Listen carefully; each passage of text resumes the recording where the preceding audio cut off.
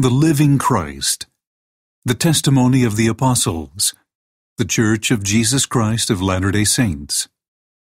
As we commemorate the birth of Jesus Christ 2 millennia ago, we offer our testimony of the reality of His matchless life and the infinite virtue of His great atoning sacrifice. None other has had so profound an influence upon all who have lived and will yet live upon the earth. He was the Great Jehovah of the Old Testament, the Messiah of the New. Under the direction of His Father, He was the Creator of the earth. All things were made by Him, and without Him was not anything made that was made. John chapter 1 verse 3. Though sinless, He was baptized to fulfill all righteousness. He went about doing good. Acts chapter 10 verse 38. Yet was despised for it. His gospel was a message of peace and goodwill. He entreated all to follow His example. He walked the roads of Palestine, healing the sick, causing the blind to see, and raising the dead.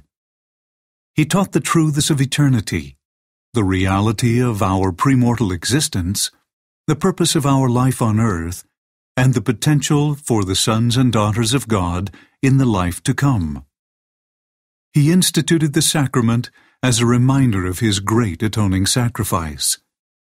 He was arrested and condemned on spurious charges, convicted to satisfy a mob, and sentenced to die on Calvary's cross. He gave His life to atone for the sins of all mankind. His was a great vicarious gift in behalf of all who would ever live upon the earth. We solemnly testify that His life, which is central to all human history, neither began in Bethlehem nor concluded on Calvary. He was the firstborn of the Father, the only begotten Son in the flesh, the Redeemer of the world. He rose from the grave to become the first fruits of them that slept. 1 Corinthians chapter 15 verse 20. As risen Lord, He visited among those He had loved in life. He also ministered among His other sheep. John chapter 10 verse 16, in ancient America. In the modern world, He and His Father appeared to the boy Joseph Smith, ushering in the long-promised dispensation of the fullness of times. Ephesians chapter 1 verse 10. Of the living Christ, the prophet Joseph wrote, His eyes were as a flame of fire. The hair of His head was white like the pure snow. His countenance shone above the brightness of the sun, and His voice was as the sound of the rushing of great waters, even the voice of Jehovah, saying, I am the first and the last. I am He who liveth. I am He who was slain. I am your advocate with the Father. Doctrine and Covenants, section 110, verses 3 and 4. Of Him the prophet also declared, And now, after the many testimonies which have been given of Him, this is the testimony, last of all, which we give of Him, that He lives.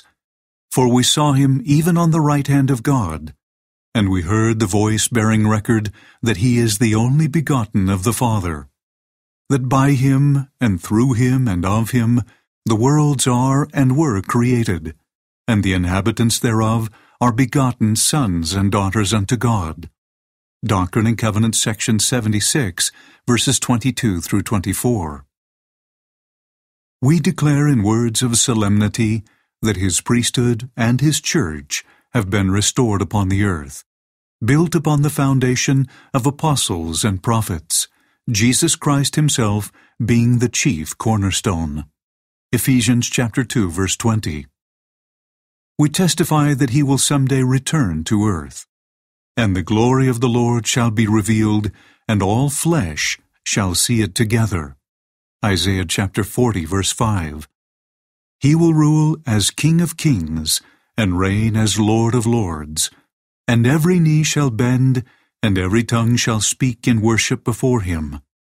Each of us will stand to be judged of Him according to our works and the desires of our hearts. we bear testimony, as his duly ordained apostles, that Jesus is the living Christ, the immortal Son of God. He is the great King Emmanuel, who stands today on the right hand of his Father. He is the light, the life, and the hope of the world. His way is the path that leads to happiness in this life and eternal life in the world to come. God be thanked for the matchless gift of his divine Son.